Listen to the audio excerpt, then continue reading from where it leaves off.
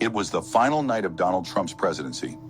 The air outside was cold, a harsh wind cutting through the streets of Washington, D.C.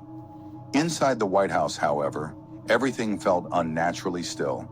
The halls were deserted, save for the occasional Secret Service agent keeping watch at their posts. The final days of his presidency had been a whirlwind, filled with preparations for the handover of power. But tonight, Trump found himself alone, isolated in the vast, imposing rooms of the most famous residence in America. He had always believed the rumors, stories of hauntings and the restless spirits that lingered in the corners of the White House.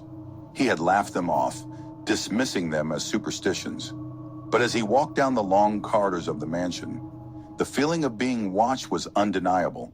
The familiar portraits of past presidents seemed to follow his every step, their eyes glowing eerily in the low light.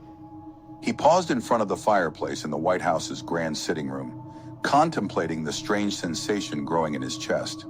The house felt colder than usual, even with the central heating running. The walls seemed to hum with an unnatural energy, as if something deep within the foundation had awakened. Suddenly, the air around him grew heavy. The lights flickered once, then went out completely, plunging the room into darkness. Trump's heart raced. His first instinct was to reach for his phone, but when he did, the screen was black. No signal, no connection, as if the world outside had completely disappeared. Then the whispers began. At first it was faint, just a low murmur from the farthest corners of the room. But as the seconds ticked by, the voices grew louder, sharper. He could hear words now, words that made his blood run cold. "You are not welcome here." He spun around trying to find the source of the voices, but no one was there. Just the long shadows stretching across the room, bending in unnatural angles. The temperature had dropped so low that he could see his breath fogging in front of him. A figure appeared at the far end of the room, its form shrouded in shadows, its face obscured by a hooded cloak. Trump squinted, his mind racing to make sense of what he was seeing. The figure took a step forward, and the floor creaked under its weight.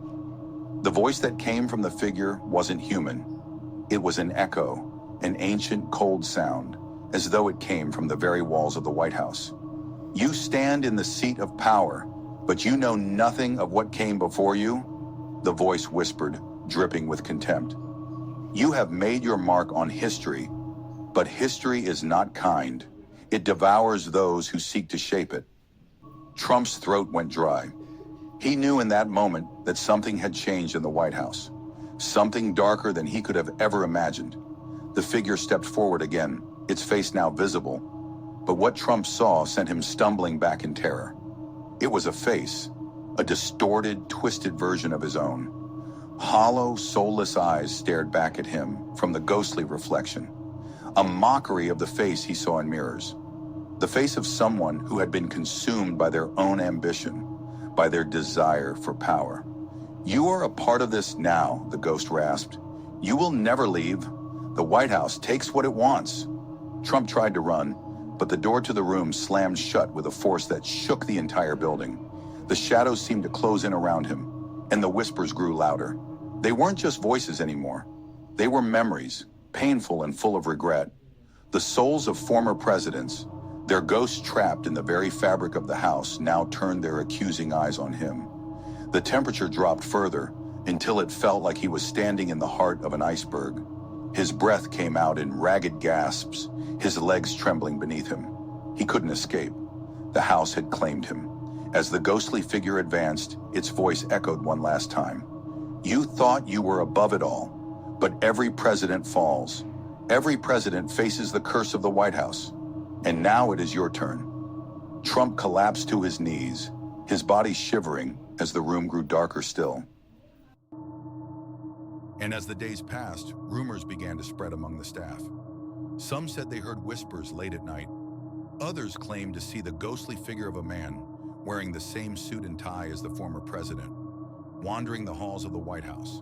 But no one could say for certain if it was truly Trump or just another spirit trapped by the curse of the building.